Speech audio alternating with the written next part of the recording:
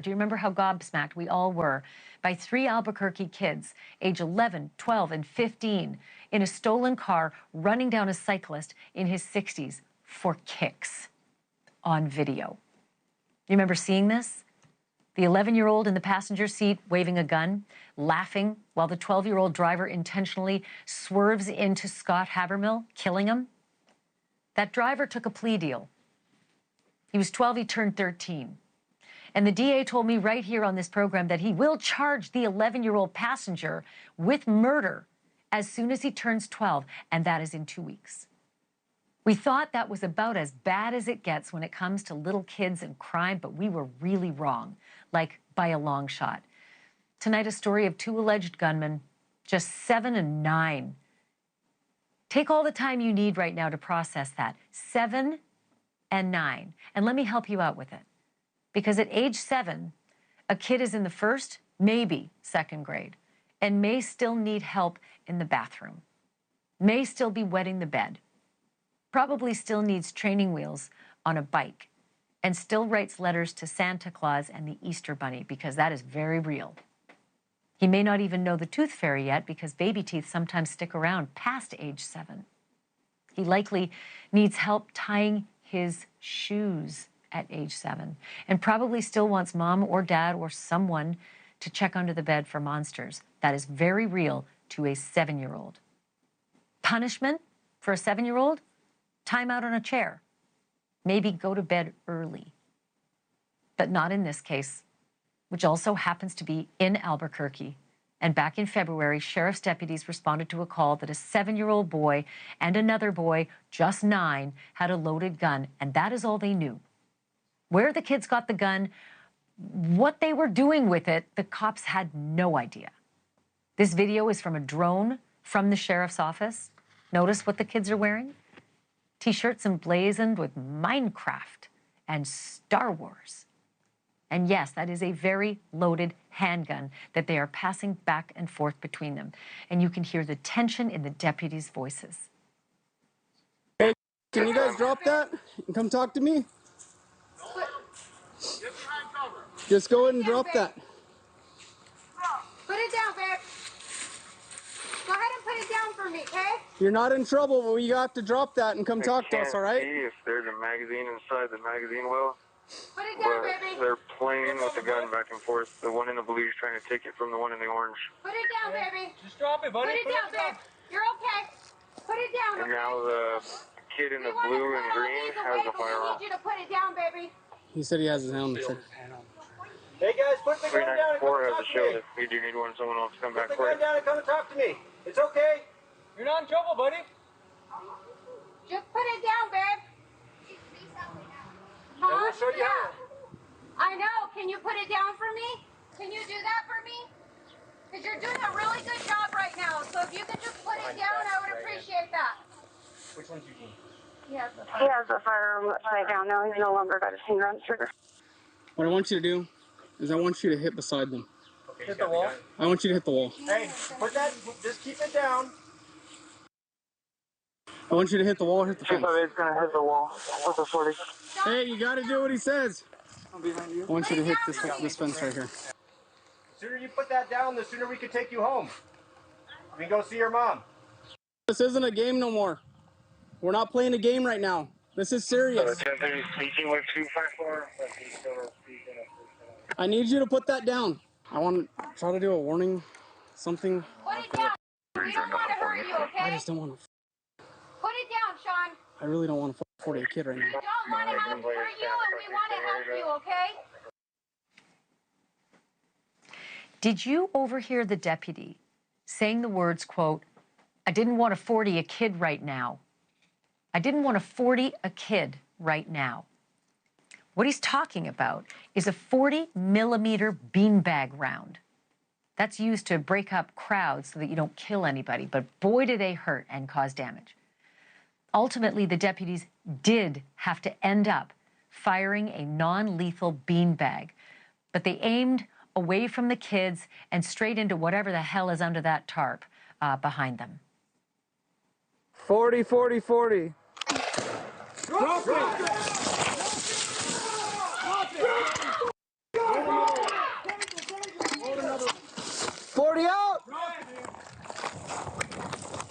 Drop it now. Drop it, both of you. I don't even have the gun. I don't have the gun. Get over here. 10:30, 10:04.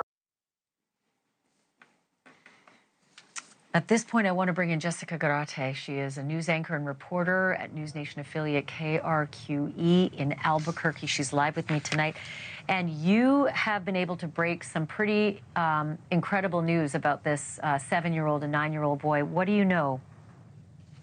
Tonight, I did speak to the Bernalillo County Sheriff's Department. A deputy did confirm that the two little boys you see are brothers. They haven't been releasing a whole lot of information about this case, and I think a lot of it is they're trying to protect the identities of the little boys. But they also did say that someone called concerned because there was 2 juveniles with an armed gun. They're not saying who made that call to them, but they are confirming that someone had called them about it and that the 2 are brothers. And this is a home where they've responded to more than 50 times. They've been called there more than 50 times, and a lot of it has been around concerns about these 2 little boys. I mean, look, Jessica, I know you've got a 10-year-old. I've got, you know, a 19-year-old and a 20-year-old, or an 18-year-old and a 20-year-old, but they were that big at one point, and at 7 years old, I still had to help them. They'd call from the bathroom for help, you know. It's heart-stopping to see this. Oh, when I first saw it, I was just holding my breath because they're, you know, as the deputies call them, they're babies. And you can hear just how distraught the deputies are too, because they don't want to have to hurt these children. And they actually, one of the brothers actually fired the gun and it malfunctioned. And then just when you're seeing them handling this gun, it's a loaded gun, and the one kid just grabs it from his brother and they're flailing it around. And it's just, it was just unbelievable that no one got hurt, that they didn't accidentally shoot each other, that deputies were able to safely get them to safety. And it was just heartbreaking. And it's also just appalling. This is appalling. It's appalling that we're on national news. It's appalling where are the parents. It's appalling that these kids have a gun. What also is frustrating about this is that usually a 7-year-old and a 9-year-old will answer to grown-ups who are commanding them to do something, especially the police. But these boys appear to be behaving like a criminal would behave, passing the gun back and forth, hiding, waving it. It's just so beyond the pale. They are not behaving like children who've grown up in a household to learn just the basics in life. No, and that goes through my mind. As you mentioned, we're both moms, and I'm just thinking, my kid can't wait till Santa comes. My kid's watching Bluey, and these kids are seeing stuff that they shouldn't. And a deputy did allude to that during a news conference, saying that, you know, we know where these kids are learning this behavior, and they've had issues with this family. Well, what do we know about that? I mean, I know that they have to keep so tight-lipped because you've got to protect these little kids. But what do we know about the resolution? Did somebody leave that home in handcuffs? No. So no one to this point has been charged. Now, the sheriff is saying that they are looking at Benny's Law, which New Mexico has such a problem with this, that a couple of years ago, the legislature passed Benny's Law, which basically can go after parents or a guardian who have not locked up their gun and that gun has ended up in the hands of children. So the sheriff says they are looking at if they'll be charging someone with that law. About a half a dozen people have been charged with that law, and we are running into some issues because the charges usually end up dismissed. Only one person has actually gone to trial, and he was found not guilty. It was a dad of his son had shot one of his friends. And so that we're still seeing some issues with it. But if anyone gets charged, they're looking at charging the parents or whoever that gun belonged to. Again, we're still not clear of how those kids got their gun, but they are looking at Benny's Law and charging someone who didn't lock up their gun. Oh, God, at the very least. I mean, at this point, This is becoming very painfully political. I had a conversation with the DA, Sam Bregman, about the 11-year-old boy in the passenger seat of the car, stolen car, that purposely ran into a cyclist and killed him.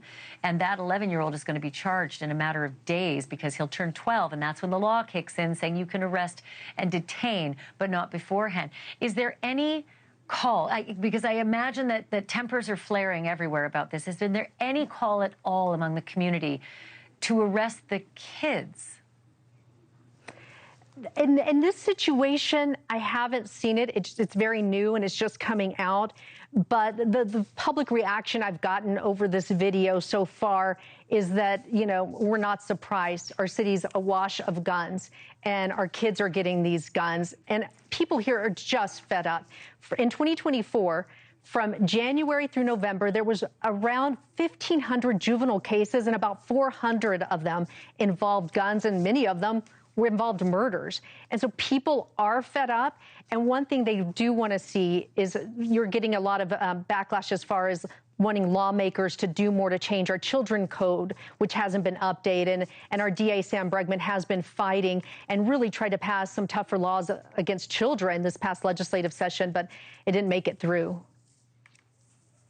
Jessica Garate, great reporting for us. Thank you for breaking that news that they were brothers. I wondered how a 7-year-old found a 9-year-old companion to do this and behave so similarly, but now it makes a lot more sense. I appreciate that, really do. Thank you, Ashleigh, and thank you for bringing attention to this problem. Well, I'm going to keep doing that because I'm about to bring in Sheriff John Allen of Bernalillo County in New Mexico. Those were his deputies de-escalating the situation with the 7-year-old and 9-year-old brothers and ending it safely. And thank God, Sheriff, that it did end safely. It just makes me shudder that Jessica just reported that one of those boys did try to fire the gun, and then, just correct me if I'm wrong, that it either misfired or jammed. Do you know the story there? Yes, you are correct. The child did pull the trigger. The gun malfunctioned. That's when deputies started to utilize other tactics, realizing that it was a real firearm. Thank goodness for our drone program and the great de-escalation tactics of our deputies. This is law enforcement's worst nightmare. I've worried about this. I've been going on 28 years in law enforcement, and this is by far one of the worst cases with juveniles that I've seen. Do you know if the child meant to fire the gun, or was it accidental because they're kids and they were manhandling it and passing it back and forth and holding it upside down? We do have, the investigation is ongoing, but we do know from some of the interviews that we have done, we know that the child was pulling the trigger. He was taught how to use a firearm by one of his parents. That's something that we're looking into.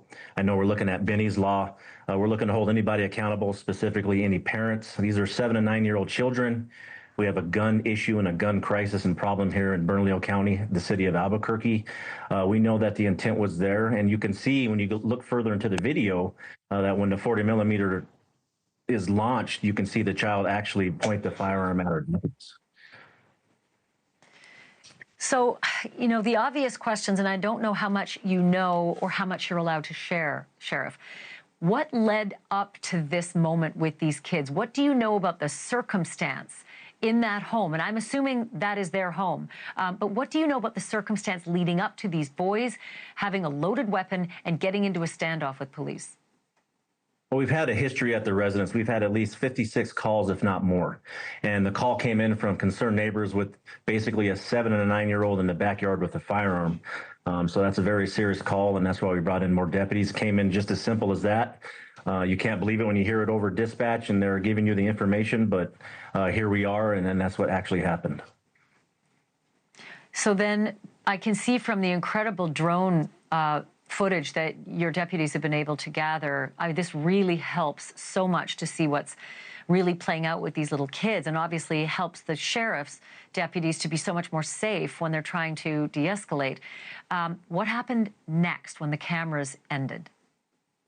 Yeah, one, as you can see, that our drone program that we introduced about a year and a half ago is a game changer, and as you see, it's a life changer. But what happened is we didn't arrest a 7 and a 9-year-old. The parents weren't even home. We have a behavioral health unit that I created once I took the seat here for the Bernalillo County Sheriff's Office, and we had a mobile crisis technician go out with one of our deputies. And what happens, why people are asking why the children haven't been arrested, is they're 7 and 9. And the children's code here hasn't been enumerated since 1978. So what we had to do was a C of E, which is a certificate of evaluation. And basically what that does is for behavioral health or any behavioral health issues that are on board, either with the parents or the children, and then they are cycled through the system. But then, unfortunately, here in the state of New Mexico, we have to release them back to one of the parents. And that's one of the issues myself and DA Bregman have been talking about, that's a serious issue. We're putting those children back into not just a life of crime, but into failure. They're not going to succeed once they see all the violence and all the issues that they have in their home. It's not going to get any better. And I can tell you 56 calls for service. They're not going to stop. I will update you today that these children have ran away again, and it's a repeated problem that we have with the child. And we're hoping that any law enforcement officer in the state of New Mexico, and I saw you showing the video of the 11-year-old Albuquerque Police Department, my main nightmare is I don't ever want one of our deputies to have to use deadly force on a child. That is the worst nightmare I can have as a sheriff, and honestly as a parent and as an uncle. And that's something I can do everything in my power to prevent. Sheriff, I don't know if I misheard you. Did you say that these little boys have run away again as of tonight? They have. It's earlier today, we put out a release. One of the children, the 7-year-old, is gone once again. It happens repeatedly. It's a system of failure that I'll be talking to legislatures about. We didn't have a successful session to update the children's code. I'm hoping that this is one of the last red flags to take lawmakers to take something into account. We have to make changes. The community is tired of it. I'm tired of it personally, and I'm doing everything in my power to stop a deadly force confrontation. But so proud of my deputies, the way they de-escalate it. We saved 2 lives. This could have been a deadly force situation. I've seen it as the 3rd time now, 2 other cases that I have not released. But our drone program is now, this is the 3rd child that we have saved because of that program. I'm still stuck on the 7-year-old having run away after all of this tonight. Do you have any idea why those 2 children weren't put into the custody of CPS right away, given the dangerous environment, being left alone, A, at 7 and 9 being left alone, B, being left alone with a loaded weapon that they clearly understand how to operate? Why did they get released back into that home? This is what I've been talking about now for 1.5 years. We're releasing them right back into the same cycle, and we're not improving these children's lives. We talk about stability. These children do not have stability. It's a very complex case. Some details that I cannot release that I know about because other crimes are involved. We're looking at everything from A to Z, what we can do to help these children. And I'm looking personally as the sheriff is what adults are we going to hold accountable? I know that that will come in the future. I know that we're working something tell as me we that. speak. But Stop right there. Yeah, that you need to tell me right now. Why are they not arrested as of the moment that those kids were grabbed from behind that, whatever it is, air conditioning unit, it looks like? Why were the parents not arrested for having left these children alone, for starters, and left them in the dangerous situation with a loaded gun? I will tell you, one of the parents is incarcerated as we speak. And that case, what we're looking at now with the 7 and 9-year-old, we're making sure that we're moving through the criminal justice system to charge them appropriately. And then we also have the mom on the other side. There's a lot of other issues that are here that are complex, such as domestic violence issues. I will talk about adverse childhood experiences. We can see what the children are going through. But why the mom hasn't been arrested is what I've been telling folks is if we release them back to the mom, she did not commit a crime at the time and actually did not know that a firearm was present until we went to this call that you're looking at now. And that's the information that we have. We're trying to confirm all of that. I've seen things in my career. So, Dad, and we're making sure that to be clear, yep. Hold on, though. I want to be clear. So Dad is incarcerated. Dad left the firearm in that household loaded like that. Mom didn't know about it. Mom left these children alone. That is just horrendous at 7 and 9. But that's not enough to arrest her for having left the kids alone? That's the problems that we deal with the children's code here in New Mexico, and just even with the Benny Hargrove law, and I heard Jessica Garate talking about it. even finding someone guilty, that would be difficult for us to not charge her, but for it to follow through adjudication. These are why we're trying to have stronger laws for cases such as this to make sure that this doesn't happen again and that people are held accountable. And I'm looking at the video. They're passing the gun around. Luckily, we didn't have an accidental death, and he killed his brother. But we will be looking. I'll be working with DA Sam Bregman. I already am. We're looking to carry further if we need to file charges the appropriate way through the Children's Code, whatever we need to do with the laws in the state of New Mexico that are quite antiquated and they don't live up to what the nation has been seeing, specifically Bernalillo County. We will do what we can. And just a couple seconds left here, but you did say that the father who's incarcerated will be facing charges for what we are seeing on our screen right now, correct? Hopefully we do. We need some people to follow through on some other charges for that to happen. The specific charges, I'm also looking at felon in possession of a firearm. That's something else I try to get through the legislature, but yes, we are looking at charging as we move on through this case. Sheriff John Allen, you have your hands full, and our hearts go out to you and your deputies who are on the streets every day encountering more and more young children, babies. I mean, they're babies who are out there in circumstances they just should not be. God bless you and Godspeed, and I hope you can resolve this, and I hope that that family can get help. Definitely. Thank you for having me. Sorry to meet you in this instance, but we'll be looking forward to improving other children's lives. This is a huge problem, so we'll keep working through it. I have a feeling we will speak again. Please congratulate your deputies for bringing that to a resolution so safely and so carefully and so thoughtfully as well. I heard the language they were using to, put it down, babe. It was like I said, it was heart-stopping and it was also heartbreaking all at the same time. Sheriff, thank you again. I appreciate this. Jeez, I mean, look at that. This is where we are, folks. This is where we are. Thank you for watching. Subscribe below and download our NewsNation app right now on your phone, and you will get fact-based, unbiased news for all Americans.